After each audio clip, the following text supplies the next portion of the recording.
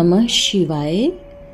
भारत माता शिव शक्ति अवतार आज है 16 मई 2025।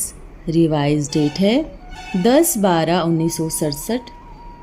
लाडले बच्चे, तुम देवी देवता बनते हो तो तुम्हारे में गुण भी देवी होना चाहिए। आप ही दिल में अंदर आएगा, हमारा भोजन तो बिल्कुल शुद्ध होना चाहिए। पूछने का थोड़े ही रहता है कि यह खाना छोड़ूं या नहीं। देवताओं को अशुद्ध चीज का भोग थोड़े ही लगाया जाता है। गीत है जो पिया के साथ है। बच्चों को समझ मिली है जो कुछ सुनते हैं उस पर विचार चलाने की। बच्चे समझते हैं कि हम तो शिव बाबा के साथ हैं। लौकिक बाप के साथ होने के लिए यह गीत नहीं गा सकते। ज्ञान सागर बाप के साथ की ही महिमा है।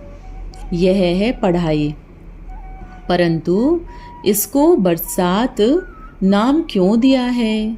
क्योंकि आग को बुझाने के लिए पानी जरूर चाहिए होता है। तो यह काम अग्नि है ना, उसको बुझाने के लिए ही यह ज्ञान बरसात चाहिए। अब तुम बच्चों पर वर्षा हुई है, जो बाप के बने हैं उन पर ही तो वर्षा होगी ना। बाप के ही नहीं बनेंगे तो ज्ञान बरसात कहाँ से आएगी? पहले तो यह बाप जो कि ज्ञान का सागर है उनका परिचय देना है। कृष्ण को पिया नहीं कहा जाता है, ज्ञान सागर को ही पिया कहा जाता है। जो भी धर्म वाले हैं सभी को तुम जानते हो। ऐसे कोई नहीं कहेंगे कि हमारा धर्म ही नहीं है। फिर तो हिंदू भी क्यों कहलाना चाहिए? हिंदुस्तान में रहने के कारण ही धर्म भी हिंदू ही कह दिया है। धर्म को माने तो सभी चीज़ों को माने। लक्ष्मी नारायण आदि के मंदिर बनाते हैं तो गवर्नमेंट भी मदद करती है ना।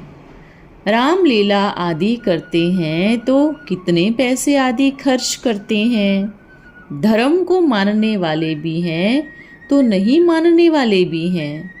यह बाप जो कि आदि सनातन देवी देवता धर्म की स्थापना करते हैं वो ही समझाते हैं। तुम अपने धर्म को भी जानते हो, धर्म स्थापक को भी जानते हो। मनुष्यों को तो यह पता नहीं है कि आदि सनातन देवी देवता धर्म की स्थापना कोई शिव बाबा ही करते हैं।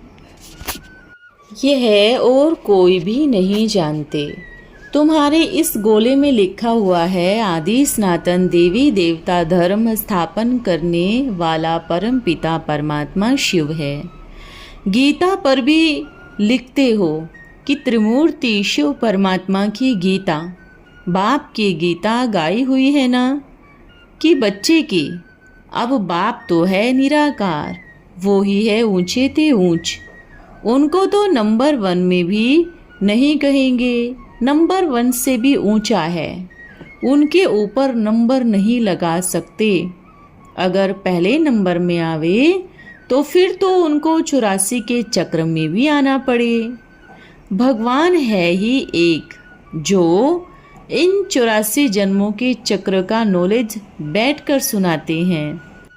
नंबर 1 विश्व का मालिक तो इन लक्ष्मी नारायण को ही कहा जाता है।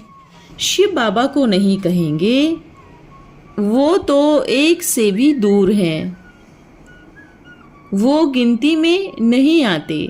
गिनती में 84 जन्म लेने वाला आता है। भले शिव बाबा इनमें आते हैं तो भी जन्म नहीं गिने जाएंगे।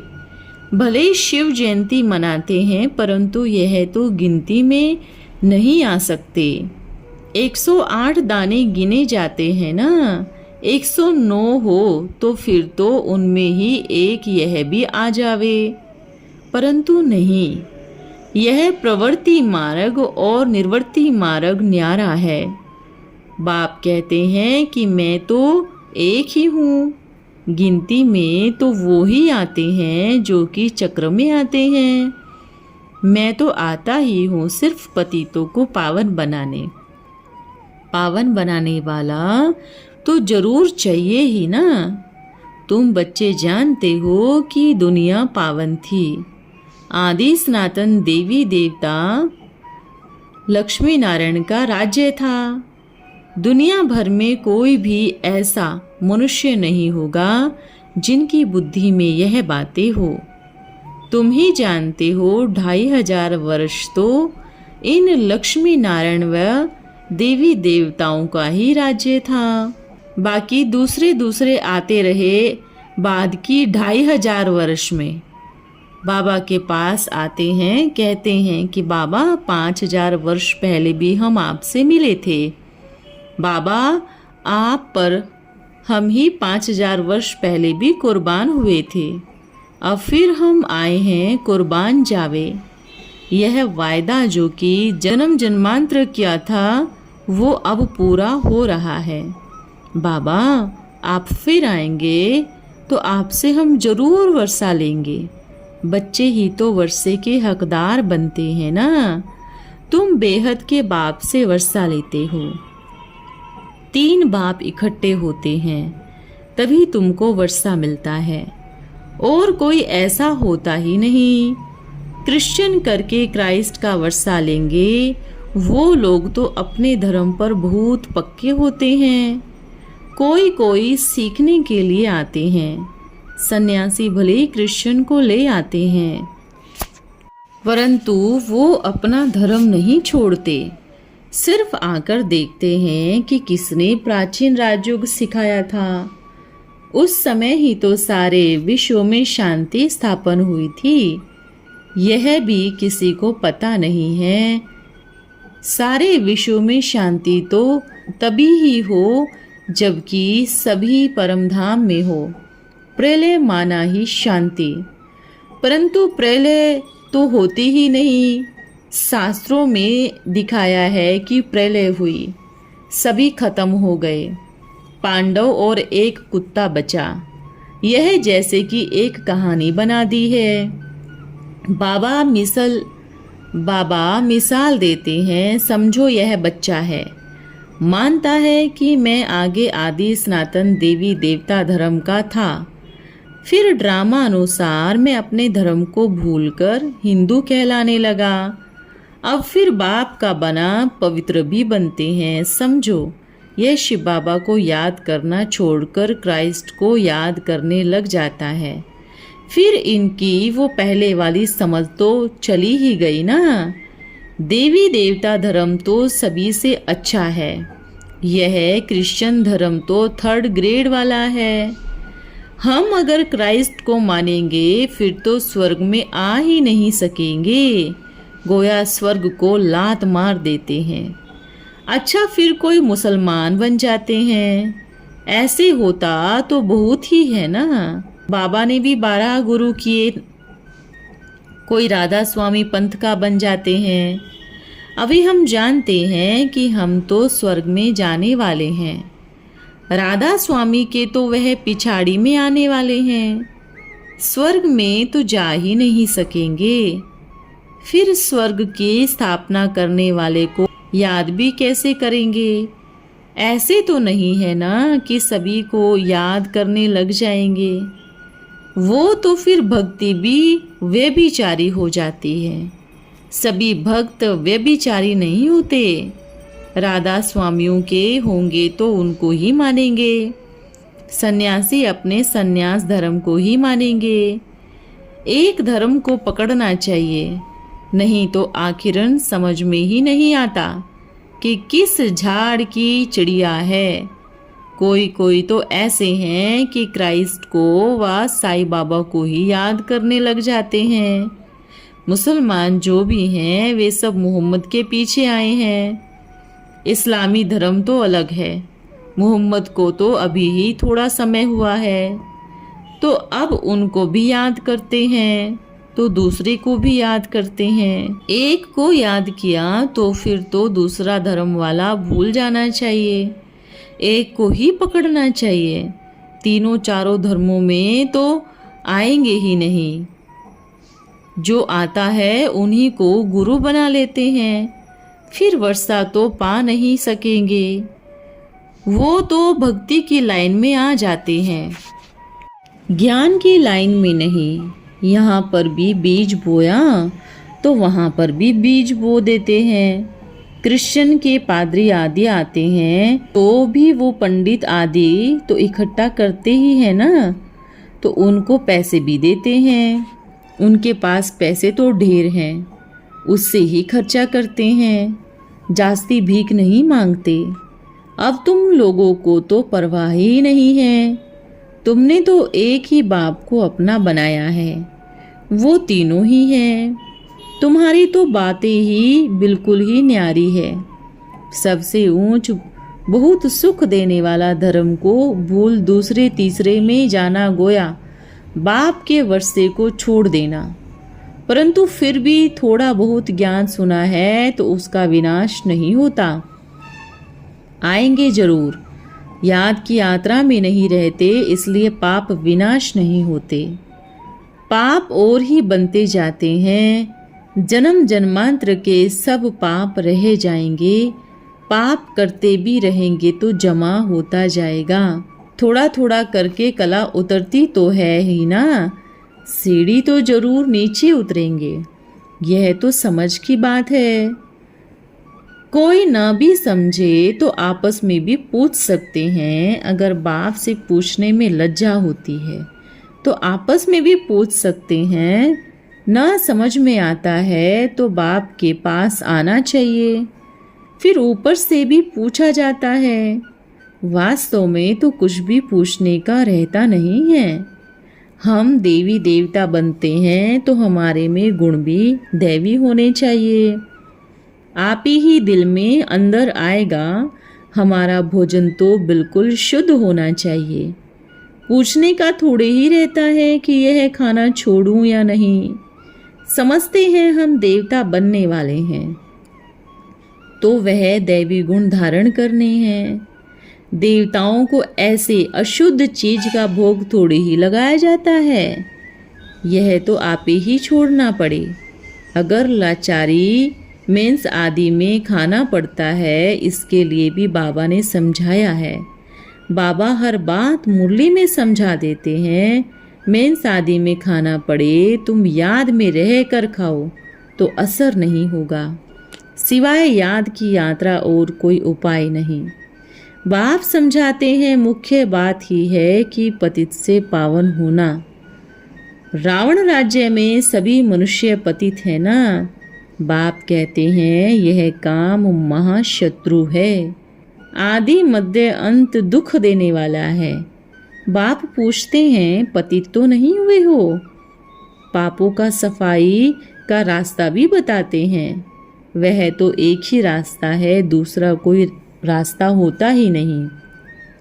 पावन बनने का दूसरा कोई रास्ता जचता है? अगर कोई समझते हैं हाँ पावन बनने का और कोई रास्ता है तो बाबा को लिखकर भेजे, परंतु हो नहीं सकता। गीता से ही बाप ने पतित से पावन बनाया है। गीता का युग भी यह है। पुरुषोत्तम संगम युग पर ही तुम यह राजयोग सीख पुरुषोत्तम बनते हो। दूसरा कोई शास्त्र है नहीं। संगम युग भी जरूर चाहिए। सर्व का सद्गति दाता पतित पावन भी एक ही को कहा जाता है। बच्चे समझते हैं वह बाप हमको पढ़ाते हैं। फिर आधा कल्प रावण राज्य होता ही नहीं। जो पाप बने, भले सीढ़ी नीचे उतरते ही हैं परंतु पाप नहीं होते। पुरानी दुनिया होती है तो उसमें हम रहने वाले भी पुराने होते जाते हैं। कलाएं तो कम होती हैं ना। पहले 16 कला, फिर 14 कला। सतयुग से त्रेता में जरूर थोड़ा सुख कम होगा। तुम्हारा धर्म पहले सुख भोगता है, पीछे पिछाड़ी में दुख होता है। दूसरे धर्म वाले को शुरू में कोई इतना सुख नहीं होता। जब धर्म की बहुत वृद्धि हो, राजाई स्थापन हो, तब सुख हो। होंगे ही थोड़े तो सुख क्या भोगेंगे। अभी देखते हो वह अपने को कितना सुखी समझते हैं। कहते हैं स्वर्ग तो यह भी है, आगे यह बिजली आदि थोड़ी ही थी। भले इस समय उनका राज्य है, परंतु कहेंगे तो कलयुग ना। यह हुनर इन्हों का अब निकला है। पहले पहले तो विलायत में इन्वेंशन होती है। साइंस घमंडी है ना, वह जैसे अपने स्वर्ग से भेंट करते हैं। माया का भी पंप है ना, कितना भपका है। फिर इन भपके से विनाश भी करेंगे। यह है पिछाड़ी, अंत का मेला है। कहते हैं ना, मेला मता माल खता। जब साइंस बहुत जोर हो जाएगा फिर यह सब खत्म हो जाएंगे। रावण का माल सारा खत्म हो जाएगा, एंड हो जाएगी, फिर नई दुनिया होगी। इन आँखों से जो कुछ माल मिल्कियत देखते हो वह रहने का नहीं है। सभी आत्माएं नीचे आएंगे, बहुत बड़ा मेला हो जाएगा। फिर यह पुरानी दुनिया का जो कुछ देखते हो यह सारी चीज़ें विनाश हो जाएंगी। फिर तुमको नया मिल जाएगा, तुम्हारी आत्मा भी नई, शरीर भी नया मिल जाएगा। वह है ही सुख की दुनिया। वहाँ और कोई धर्म नहीं होगा, पुरानी दुनिया ही नहीं होगी। तुम अभी नई दुनिया के लिए पढ़ते हो। स्कूल में तो मर्तबे होते हैं ना, धर्म में मर्तबे की बात नहीं होती। तुम तो इस पढ़ाई से राज्य लेते हो। पढ़ाई में नंबरवार होते हैं, पढ़ाई तो बिल्कुल सहज है। तुम जानते हो पुरानी दुनिया विनाश हो जाएगी, नई दुनिया की स्थापना हो जाएगी। जो बचेंगे वह देखेंगे और वर्णन भी कर सकेंगे। बाकी कुछ रावण संप्रदाय के और कुछ राम संप्रदाय के होंगे। रावण संप्रदाय के तो फिर आएंगे नहीं, वह तो फिर बिल्कुल पिछाड़ी में आएंगे। तुम बिल्कुल नए और वह बिल्कुल पुराने। नए यहाँ रहेंगे, बाकी सब चले जाएंगे। सत्युग त्रेता में आएंगे नहीं, कमाई ही नहीं की। यह सब बातें आगे चलकर समझते रहेंगे। अभी टाइम पड़ा है, बाबा और भी पॉइंट बताते रहेंगे। अभी तुम समझते हो स्वर्ग फिर कैसे होगा, हीरे जवाहरात आदि कहाँ से आएंगे। सतयुग में थे तो जरूर ना, जैसे थे वैसे ही फिर होंगे। अभी वह ख्याल नहीं करते, इतने जवाहरा हीरे आदि कहाँ से आएंगे। नई दुनिया में सब कुछ होगा जरूर। आगे चलकर यह भी सब पिछाड़ी की बातें तुम समझते जाएंगे। दुनिया कैसे बदलती है, सोने हीरे जवाहरात आदि सब कहाँ से आते हैं, आगे चल तुम समझ लेंगे। स्टूडेंट की बुद्धि में सारा दिन पढ़ाई ही रहती है और फिर घर का काम आदि भी करते हैं। तुम भी सारा दिन पढ़ाई आदि ही तो नहीं करते हो, और भी काम करते हो। अनेक प्रकार की सर्विस होती है। अच्छा, ओम नमः शिवाय। आज का वरदान है साक्षात्कार मूर्त भव। समय प्रमाण अभी अपने सब सब्जेक्ट के खाते को चेक करो कि कहाँ तक जमा किया है। सर्वगुण संपन्न बने हो या गुण संपन्न बने हो, कल्याणकारी बने हो या विश्व कल्याणकारी बने हो, कुछ समय के बाद संपन्न करने का समय भी समाप्त हो जाएगा। सीट लेने वाले नहीं बन सकेंगे तो साक्षात्कार मूर्त बनना है या साक्षात्कार करने वाला बनना है। साक्षात्कार मूर्त बनने के लिए 3 बातें चेक करो।